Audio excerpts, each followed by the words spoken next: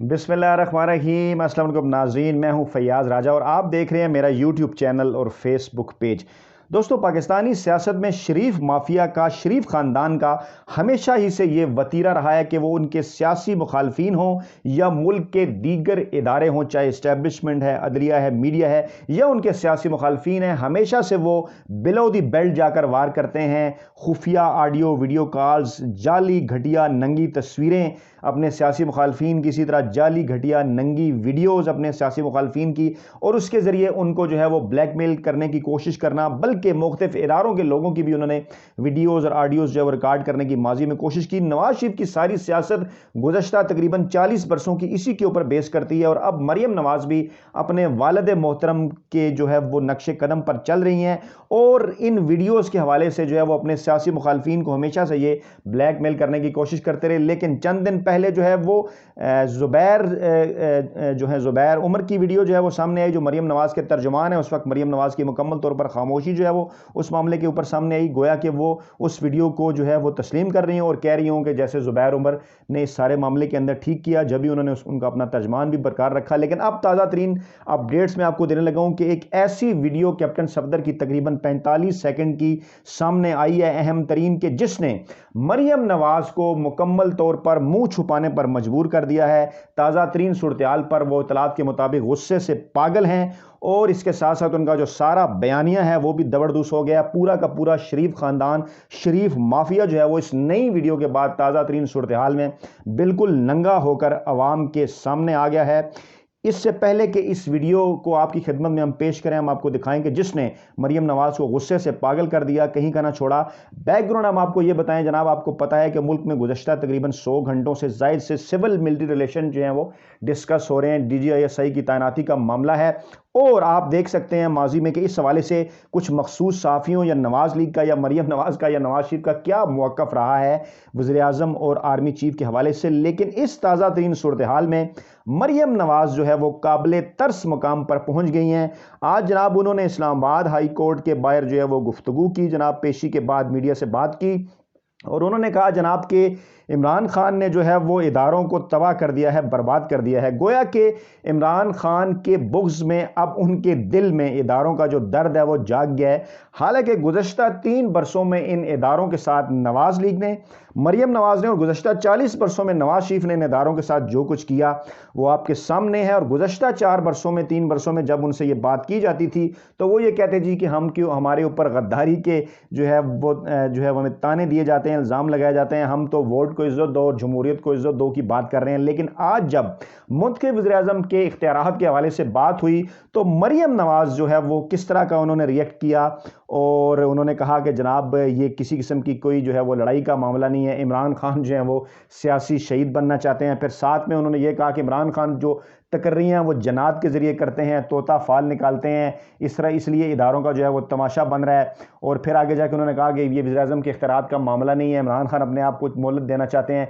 फिर उन्होंने कहा इमरान खान को वोट की इज्जत जो है याद आ गई, वो नवाज शरीफ बनने की कोशिश ना करें, शेर की खाल पहन लेने से कोई शेर नहीं बन जाता। मतलब इस किस्म के फजूल किस्म के रिमार्क्स उन्होंने दिए, जो कि मैं यकीनी तौर पर उनसे एक्सपेक्ट कर रहा था, और शायद उनके वो पटवारी वोटर हजरात भी उनसे एक्सपेक्ट कर रहे थे। लेकिन हो सकता है मीडिया में, लेकिन मीडिया में भी खैर इनके मखसूस मीडिया में बड़ी तादाद में वो लोग शामिल हैं जो कि इनके ज़ाती मुलाजिम हैं, उनको ये शायद बुरी ना लगी हो, उन्होंने बात माइंड ना की हो। लेकिन बहरहाल आवाम के सामने ये रखना तो ज़रूरी है ये सवाल कि किस तरह से 3 साल ये इदारों के ऊपर तनकीद करते रहे, गालम गलोच करते रहे, वही ज़ुबान इस्तेमाल करते रहे जो नरेंद्र मोदी इस्तेमाल करते हैं।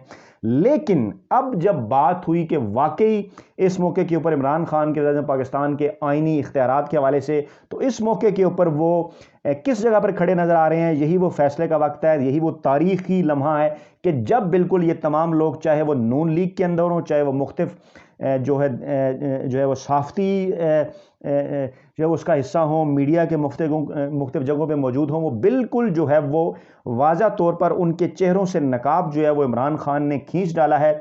और अब बाकायदा तौर पर यह बात साबित हो गई है कि ये जो सिविल सुप्रीमेसी का या सिविलियन बालादस्ती का या जमहूरियत का या इनकलाब का नारा लगाते थे, इनके इस इनकलाब का मतलब सिर्फ़ और सिर्फ ये है कि नवाज शरीफ की हुकूमत हो, वो उनकी गोद में बैठें, त्यारों में सफ़र करें, माल बनाएं, اور جناب عوام کی کھال نوچیں اور مانی اس کو جناب اس قسم کا دیں کہ شاید کوئی بہت بڑی جمہوریت کی وہ خدمت کر رہے ہیں۔ مسئلہ صرف اور صرف یہ تھا کہ یہ عمران خان کے بغض میں مبتلا ہیں، اور آج جو کیپٹن صفدر کی ویڈیو آئی وہ اس بات کو مزید واضح کر دے گی۔ لیکن اس کے ساتھ ساتھ شہباز گل اور اس کے ساتھ ساتھ جناب جو بیان دیا ہے فاروق حبیب نے وہ بھی بڑا امپارٹنٹ ہے۔ انہوں نے کہا جناب ہمیں نواز شریف بننے کی کیا ضرورت ہے، نواز شریف تو ایک مجرم ہے، نواز شریف تو ایک بھگوڑا ہے، عمران خان اس قوم کے ہیرو ہیں، عمران خان سے یہ قوم پیار کرتی ہے، عمران خان 1,70,00,000 لوگوں کے عوام کے منتخب ووٹوں سے منتخب ہوئے وزیر اعظم ہیں، انہیں نواز شریف قطن بننے کی ضرورت نہیں۔ اور معاملہ لڑائی کا نہیں ہے، معاملہ تو یہ ہے جناب آپ نے حل نکالنا ہے، اور اب آپ دیکھیں گے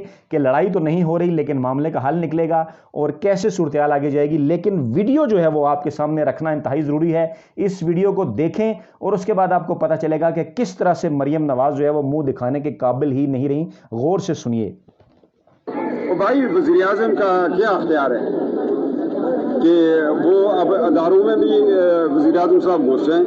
وزیر اعظم کا اختیار یہ ہے کہ آٹا 3,000 روپیہ من ہو گیا ہے،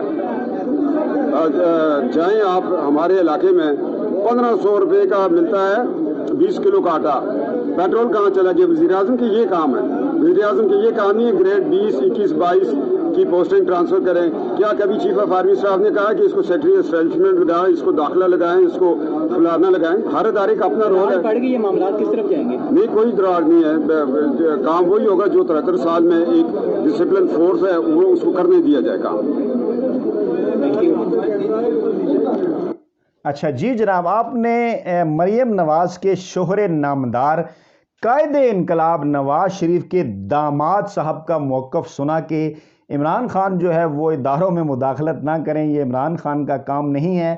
آپ دیکھ سکتے ہیں کہ کس طرح سے اس بیانیے نے نہ صرف کیپٹن صفدر کو، شریف مافیا کو، مریم نواز کو، شریف خاندان کو، اس تمام بیانیے کو کس برے طریقے سے ایکسپوز کر دیا، ان کے چہرے سے نقاب کھینچ ڈالا۔ اب یہ موصوف فرما رہے ہیں یار یہ عمران خان کا کام نہیں ہے، اور مثال کیا دے رہے ہیں کہ انٹیریئر منسٹری میں یا کسی اور منسٹری میں کیا آرمی چیف جو ہے وہ مداخلت کرتے ہیں۔ تو جناب معاملہ یہ ہے، یہی تو بات آپ کو سمجھ نہیں آ رہی۔ فوج کے اندر جو تعیناتیاں اور تبدیلیاں ہونی ہیں، کور کمانڈرز بننے ہیں، کور کمانڈر تبدیل ہونے ہیں، اسی طرح سے کچھ جرنیلوں کو ترقی دی جانی ہے، کچھ کے تبادلے ہونے ہیں، وہ فوج کا انٹرنل معاملہ ہے۔ لیکن جہاں پر بات آتی ہے، یہی تو آپ کے سمجھنے کی بات ہے، جہاں پر بات آتی ہے جناب DGI کی تعیناتی کی، تو وہ وزیر اعظم پاکستان کا آئینی اختیار ہے۔ جہاں پر آرمی چیف کی تعیناتی کی بات آتی ہے اس کا بھی ایک طریقہ کار ہے، اور ان دونوں کے حوالے سے نام وزیر اعظم پاکستان کے آفس کے پاس آتے ہیں اور وہی آگے اس کو فائنلائز کرتے ہیں۔